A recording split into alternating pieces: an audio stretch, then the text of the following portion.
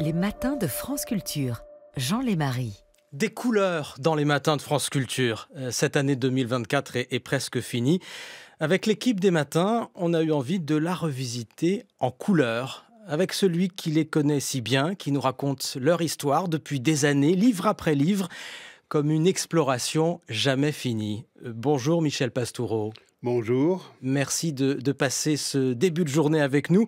Cet automne, vous avez publié le 7e volume de votre belle série « Histoire d'une couleur ».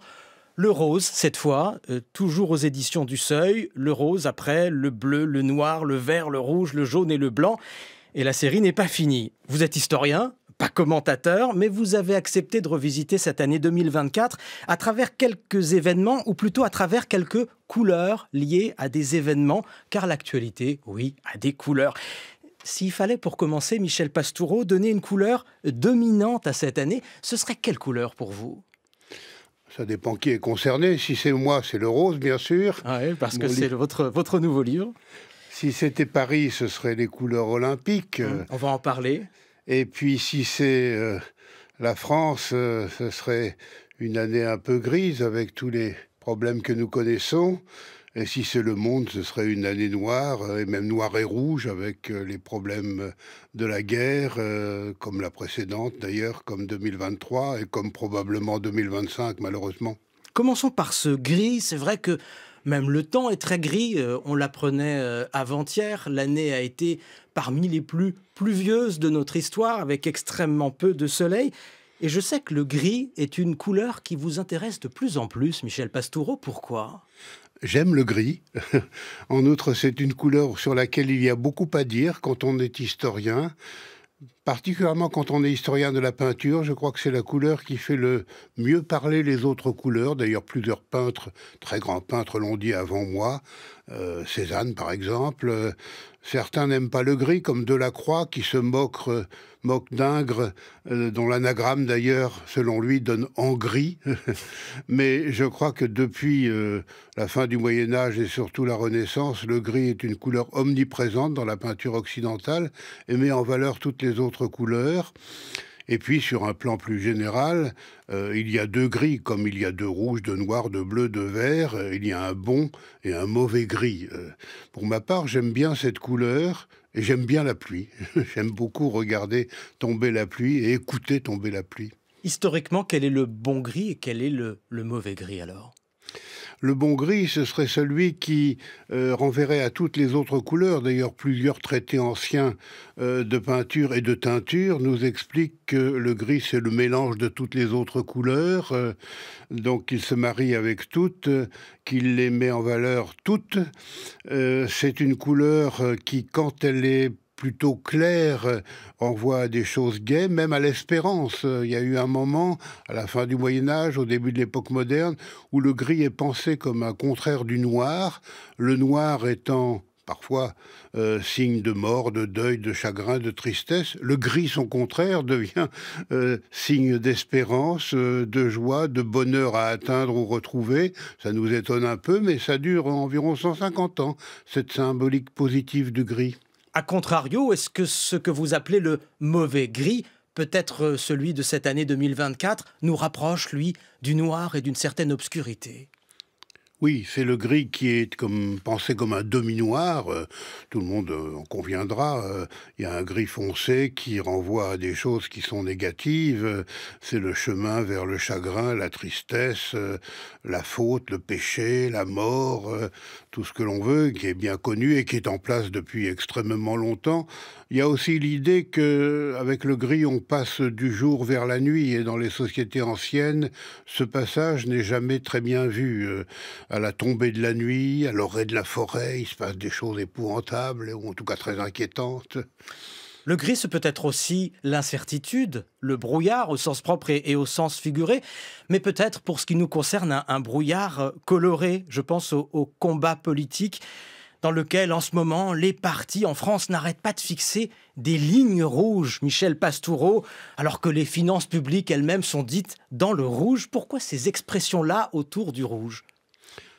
Le rouge, comme toutes les autres couleurs, est ambivalent. Il y a un bon et un mauvais rouge, comme il y a un bon et un mauvais gris. Peut-être même la symbolique du rouge est-elle plus riche des deux côtés que pour n'importe quelle autre couleur. Alors, être dans le rouge, c'est être dans une zone qui devient dangereuse. Le rouge a à voir, entre autres choses, avec le danger. Ces deux référents principaux sont, depuis très très longtemps, le feu d'un côté, le sang de l'autre, des choses qui peuvent être prises en bonne ou en mauvaise part. Quand c'est en mauvaise part, c'est inquiétant, le danger n'est pas loin. Et le rouge signalant un danger, c'est déjà présent dans la Bible, ça traverse le Moyen-Âge, l'époque moderne. Et être dans le rouge, c'est être dans la zone dangereuse. Beaucoup de pratiques de notre vie quotidienne, à commencer par la signalétique, nous montrent que le rouge invite à être prudent, voire à s'abstenir de ceci ou cela, quand ce n'est pas la punition, comme sur les copies d'écoliers ou dans d'autres domaines. Et politiquement, est-ce que notre vision et notre usage du rouge a changé aussi au fil du temps sur ce terrain politique ? Oui, le problème des couleurs politiques telles que nous les concevons est relativement récent. Bien sûr, il y a des couleurs dans la Rome antique, au Moyen-Âge, à la Renaissance, qui renvoient à des mouvements d'opinion, à des partis politiques, à des clans, mais c'est souvent plus dynastique que politique. Pour le même problème de clientélisme autour d'une famille ou d'un groupe familial. Les couleurs politiques naissent en fait sous la Révolution française, et c'est le cas du rouge et de notre rouge qui renvoie souvent aux partis progressistes, aux partis de gauche.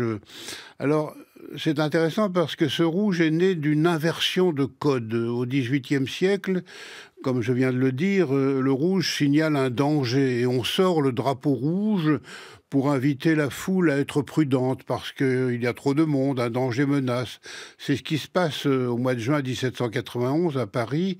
Sur le Champ de Mars se sont réunis une personne assez nombreuse pour réclamer la démission de Louis XVI, qui a été arrêté à Varennes, qu'on a ramené à Paris. Donc il y a du monde pour venir signer des pétitions, des cahiers. Il y a trop de monde. Et alors l'autorité publique sort le drapeau rouge pour inviter la foule à se disperser. C'est un drapeau pacifique jusque-là. Mais on ne sait pas pourquoi la garde a tiré sur la foule. Il y a eu des martyrs, peut-être les premiers de la Révolution en marche. Et en 24 heures, le sens de ce drapeau s'est inversé. Ce drapeau pacifique, qui signalait simplement un danger, devient un drapeau insurrectionnel. Le drapeau rouge, au sens où nous l'entendons, est né et va être pris dans les journées révolutionnaires qui vont suivre, sous forme de cocarde ou de drapeau, puis dans les autres révolutions, celle de 1830, celle de 1848. Et ce phénomène qui était français au départ, parisien puis français, va devenir européen puis international. Le drapeau rouge devient le drapeau des mouvements révolutionnaires en marche à un titre ou à un autre. Politiquement, quelle couleur s'oppose au rouge? Est-ce le bleu? Aujourd'hui, oui, le bleu est plutôt conservateur et le rouge plutôt politique, mais c'est comme ça en Europe occidentale. Pas aux États-Unis. Pas aux États-Unis. On est là dans un domaine où rien n'est planétaire. D'ailleurs, en matière de couleurs, tout est culturel, quel que soit le domaine concerné. Il n'y a absolument rien d'universel, même pas sur le plan scientifique. Les lois de la couleur ne sont pas universelles. Ce qui vaut pour nous en Occident ne vaut pas pour la planète entière. Et donc aux États-Unis, en effet, le rouge est plutôt, on dirait de droite, nous en tout cas il est républicain, et le bleu plutôt démocrate.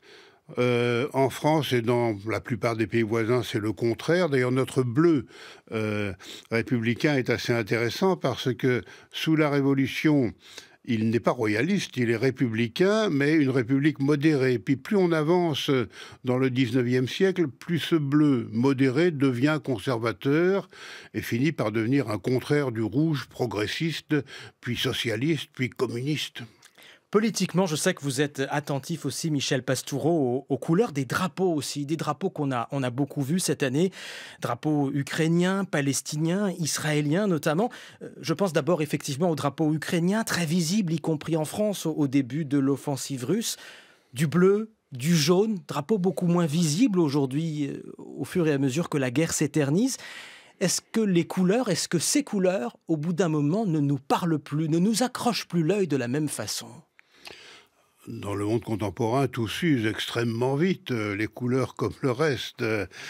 Quand j'étais plus jeune, bleu et jaune, c'était les couleurs de la Suède. Plus tard, ce sont devenues les couleurs de la firme Ikea. Et puis, l'Ukraine a balayé tout ça, mais à des dates tout à fait récentes. Peut-être avec excès, si je puis dire, dans les médias. Donc, on s'est habitué, on s'est peut-être fatigué. Ce qu'il faut souligner et qui est important, c'est que nous manquons de travaux sérieux et ambitieux sur les drapeaux. On a l'impression que les drapeaux, leur histoire, leur signification font peur aux historiens, aux politologues, aux sociologues.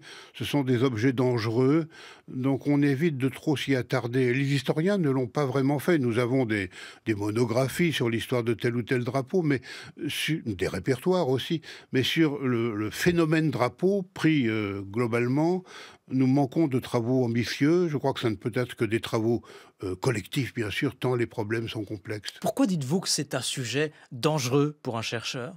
Parce qu'un drapeau, c'est un objet symbolique et une image emblématique trop fortement connoté, trop chargé de sens et de symboles. Donc en parler, c'est toujours attirer l'attention sur des problèmes compliqués, partisans, idéologiques. C'est toucher à toutes sortes de dérives ou d'appropriations qui ne sont pas toujours fondées.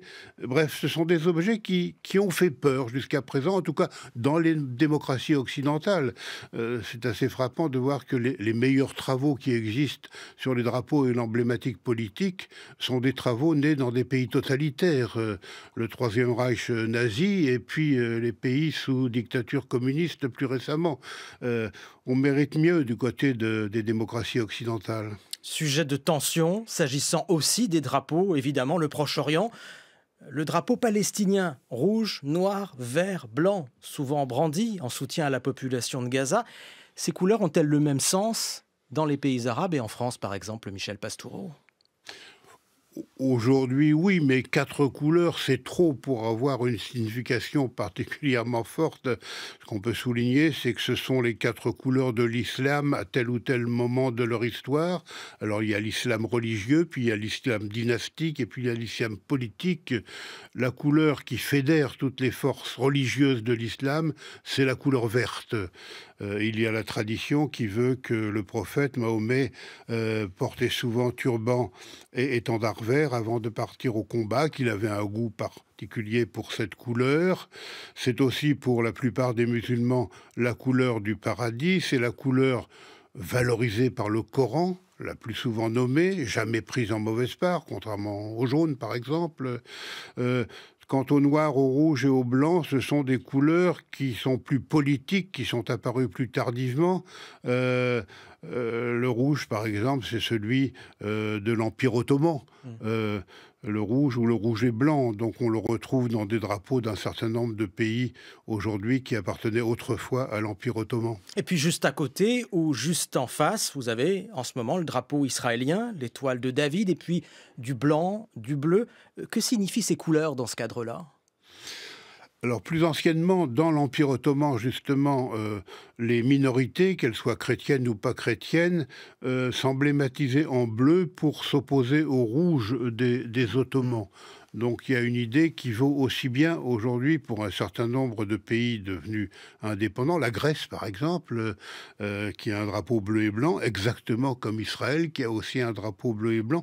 Israël présente la particularité, pas fréquente dans le monde des drapeaux, de préciser par un texte semi-constitutionnel la nuance de couleur de ce bleu, qui est toujours un bleu ciel, disons-nous aujourd'hui, comme celui de l'Argentine ou de l'Uruguay, qui sont aussi précisés par référence à des nuanciers. Alors que dans le monde des drapeaux, l'usage ancien, en tout cas, veut que les couleurs soient des couleurs abstraites. Le bleu, blanc, rouge du drapeau français n'est pas précisé par un texte constitutionnel. C'est l'idée de bleu, c'est l'idée de rouge, et les nuances ne comptent pas. D'ailleurs, exposé aux intempéries, le drapeau tricolore prend des nuances un peu de toutes sortes. Et si on parle de drapeau et si on parle de blanc, il y a aussi le drapeau blanc. Symbole de paix toujours ou pas toujours ? Pas toujours. Le drapeau blanc a de multiples significations, mais l'idée qu'il renvoie à la paix est ancienne. On en voit déjà des traces dans les guerres européenne. La guerre de Cent Ans, par exemple, dès le XIVe siècle, sortir un drapeau blanc, c'est accepter que l'adversaire dicte sa loi. C'est comme signer un chèque en blanc, en quelque sorte. C'est l'autre qui va décider. On l'a pas beaucoup vu, le drapeau blanc, cette année. Est-ce qu'il a gardé aussi cette symbolique-là, tout de même, jusqu'à aujourd'hui? Oui et non. Sur le plan matériel, sur le plan de la première idée qui vient à l'esprit, bien sûr, mais dans les faits, il ne sert absolument à rien parce qu'il n'est absolument plus respecté. D'ailleurs, aujourd'hui, on ne respecte plus grand-chose, aussi bien à l'échelle nationale qu'à l'échelle internationale. Des décisions sont prises, mais c'est pour du très court terme. Mais vous nous disiez qu'il n'y a pas de couleur universelle, que tout est d'abord affaire de regard. Là, tout de même, le drapeau blanc, de même peut-être que les casques bleus, vantés par l'ONU, souvent inefficaces, hélas. Est-ce que là, tout de même, on n'est pas dans une tentative politique de couleur universelle face à des conflits? Oui, quand on dit universel, c'est toujours l'Occident qui impose ses codes, ses systèmes, ses valeurs, ses sensibilités. C'est typique en sport, c'est typique dans le monde du commerce, du marketing, de la publicité, etc. La mondialisation, c'est bien souvent encore, ça va peut-être pas durer, une occidentalisation. Et dans le domaine des couleurs, on en est encore là. Donc l'idée de blanc qui renvoie à la paix, c'est une idée occidentale. Dans une large partie de l'Asie et dans une bonne partie de l'Afrique, le blanc, entre autres choses, renvoie à l'idée de mort. Le deuil se porte en blanc dans ces deux continents pour l'essentiel et depuis fort longtemps. C'est l'idée qu'après la mort, bien sûr, il y a une autre vie. Donc le blanc, c'est l'idée d'une naissance vers une autre vie. Merci Michel Pastoureau, c'est passionnant de vous écouter. On va continuer à revisiter cette année 2024, année chromatique. On vous retrouve dans une vingtaine de minutes. Il est 8h sur France Culture. 6h30, 9h, les matins de France Culture. Jean Lémarie. 2024, année chromatique. Comme promis, nous retrouvons maintenant l'historien Michel Pastoureau pour revisiter cette année si dense à travers quelques événements et surtout à travers les couleurs qui y sont associées. Les couleurs qui nous ont marqués, c'est une autre manière de regarder l'actualité. Je rappelle, Michel Pastoureau, que vous avez publié cet automne ce nouveau livre, ce nouveau beau livre, Rose, aux éditions du Seuil, votre 7e épisode d'Histoire d'une couleur. On va en parler dans quelques instants. Mais d'abord, 2 événements, si vous voulez bien, qui ont marqué cette année en France. Et le plus récent, peut-être d'abord, la réouverture de Notre-Dame, 5 ans après l'incendie. Celles et ceux qui sont entrés dans la cathédrale racontent 2 impressions. Une immense clarté, beaucoup plus qu'avant l'incendie, et des couleurs, justement, beaucoup de couleurs. Vous êtes entré, vous, déjà dans Notre-Dame depuis la réouverture ? Non, pas depuis la réouverture, mais je compte bien le faire. En historien, je sais que la présence de la couleur dans l'Église, c'est quelque chose qui remonte très haut, qui suscite à toute époque des polémiques, aussi bien d'ailleurs chez les catholiques que dans les temples protestants. Luthériens et calvinistes ne sont pas tout à fait d'accord sur la présence de la couleur. Donc ce sont des dossiers passionnants à chaque fois pour l'historien des couleurs. Et en effet, on m'a dit que les couleurs étaient beaucoup plus claires, qu'elles avaient été un peu revisitées. Ça a suscité aussi de nouvelles polémiques. Donc je me réjouis de voir bientôt tout cela en vrai. Notre œil contemporain est-il habitué à voir autant de couleurs dans les églises, dans les cathédrales, et à voir les polychromies ? Non, pas du tout. Nous sommes choqués parfois, même quand les couleurs sont trop vives.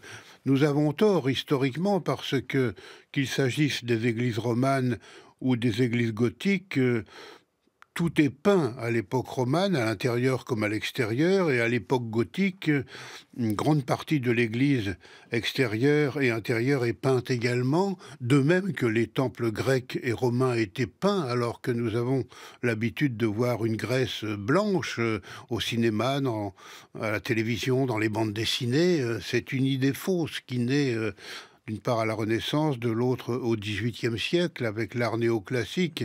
Mais la Grèce antique est polychrome dans ses monuments et dans sa statuaire. Donc nous avons aussi une vision déformée du passé s'agissant des couleurs, de leur place, de leur importance, de leur multiplicité. Oui, nous avons une vision déformée, mais c'est dans la norme des choses.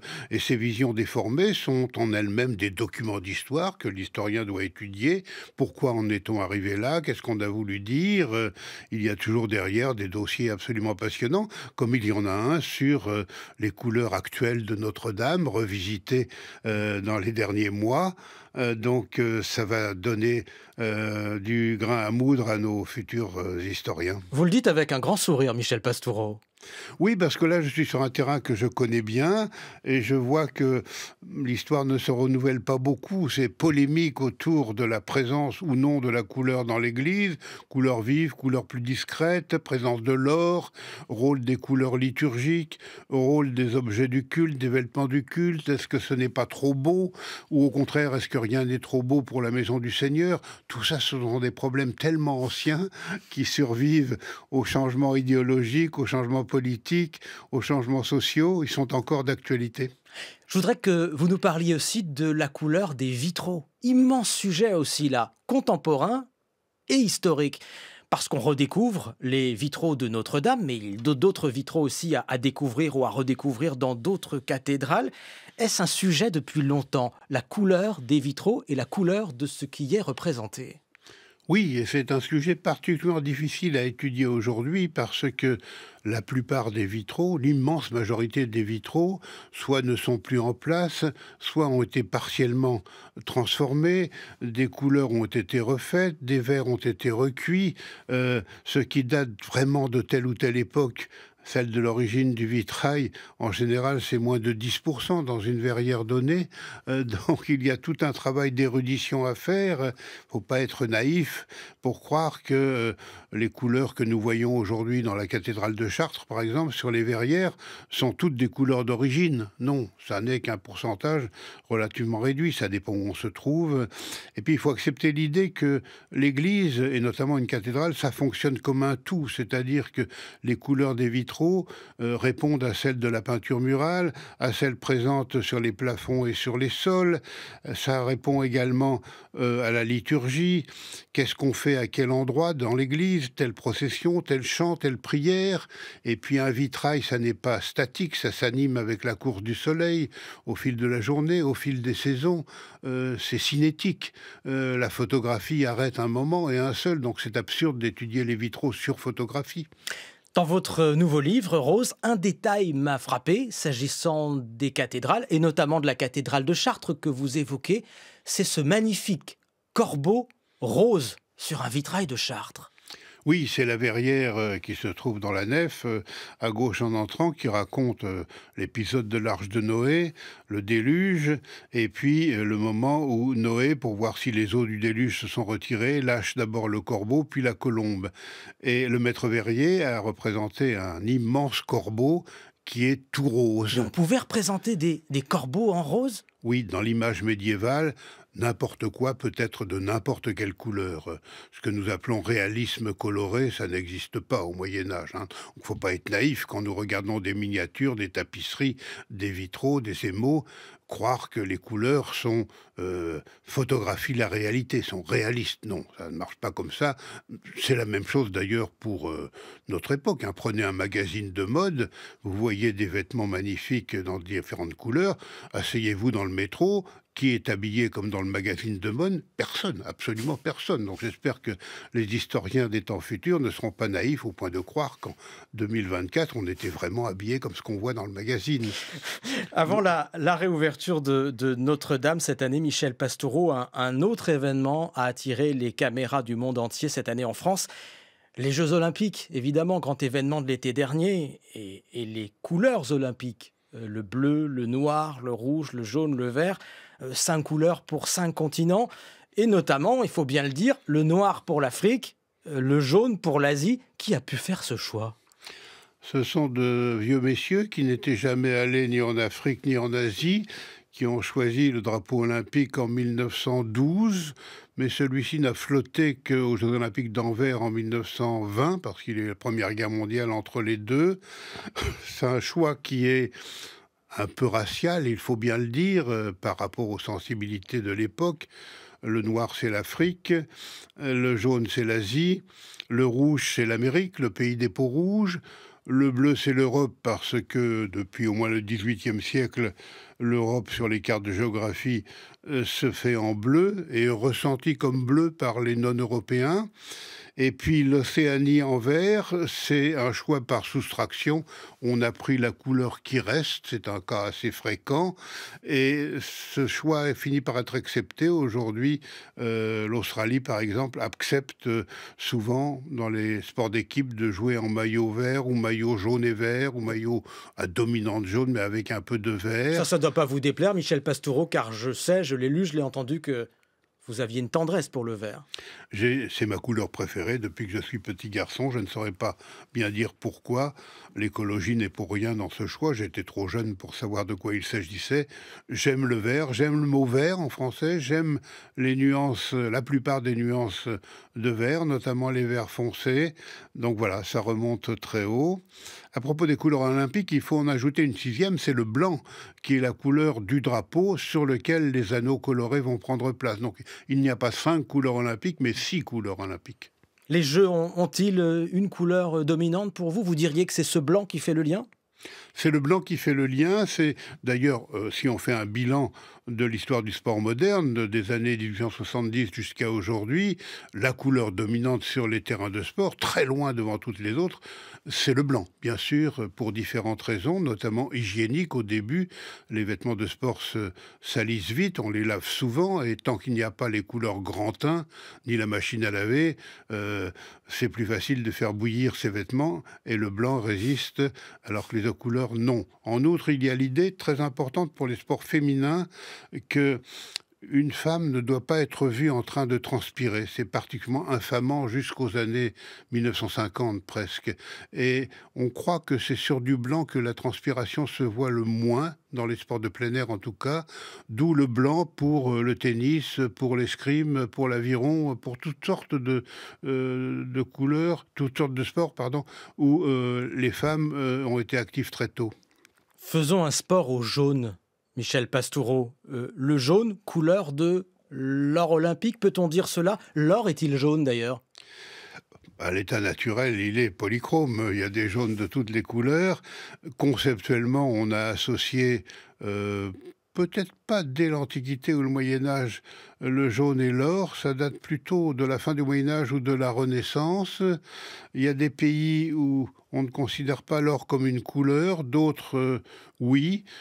Pour l'historien, l'or est à la fois couleur, lumière et matière, les trois à la fois. Ce qu'il faut reconnaître, pardon de ce que je vais dire, mais les médailles sportives, les récompenses sous forme de médailles, et notamment les médailles olympiques, avec ces 3 métaux, ce ne sont pas des objets très séduisants. C'est dommage parce que l'art de la médaille artistique, ça existe. Pourquoi, au fil des décennies, on aurait pu faire mieux quand même? J'en reviens au rose.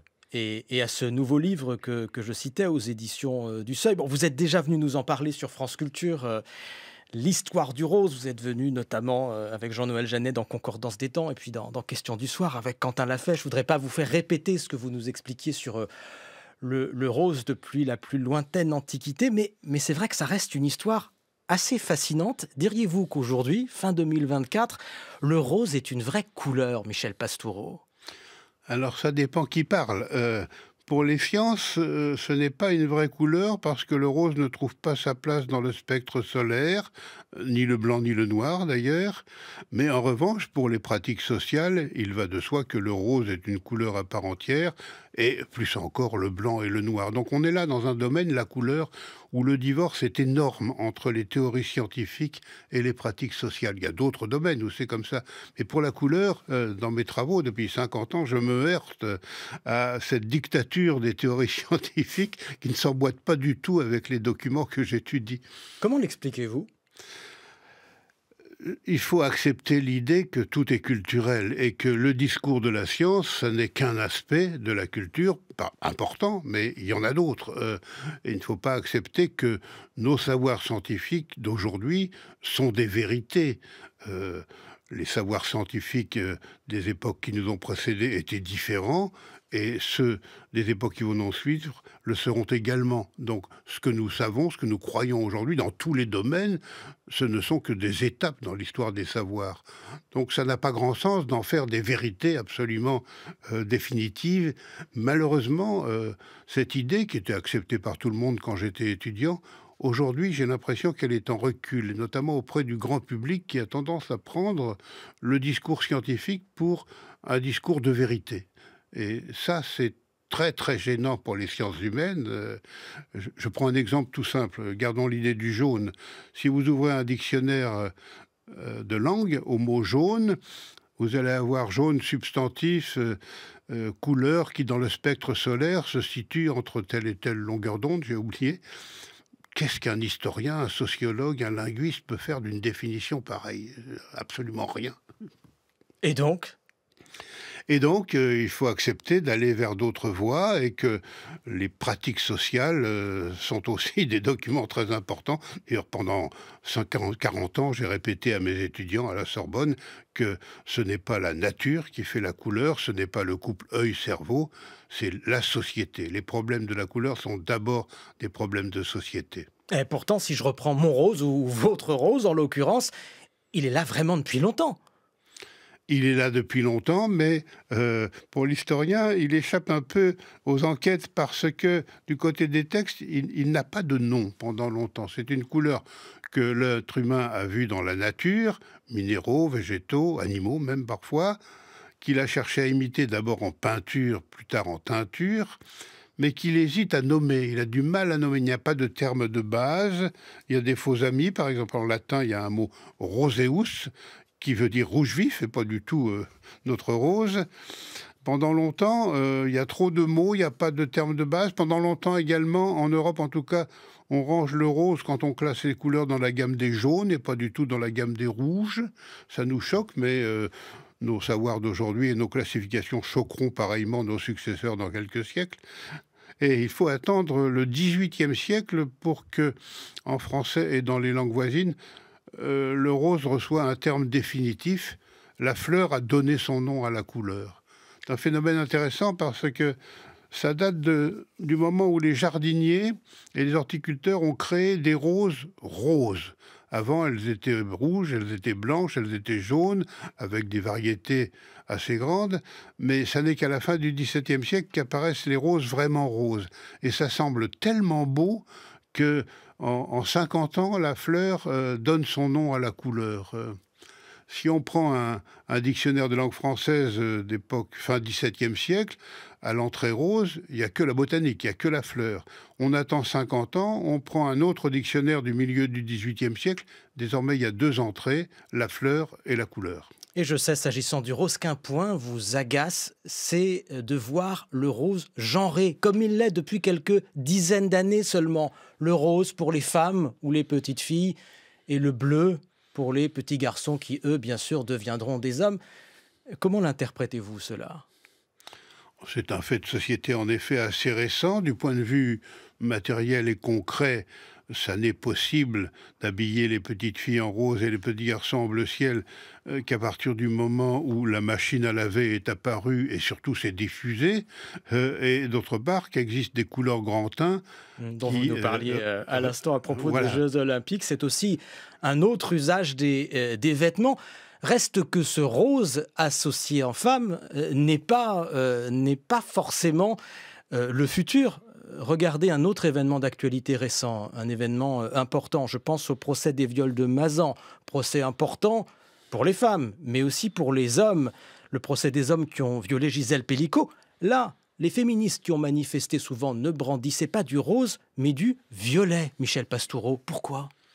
Oui, c'est une couleur emblématique des mouvements féministes depuis la fin du XIXe siècle et le début du XXe siècle, pour des raisons qui ne sont pas très, très nettes. Il y a pas mal d'explications.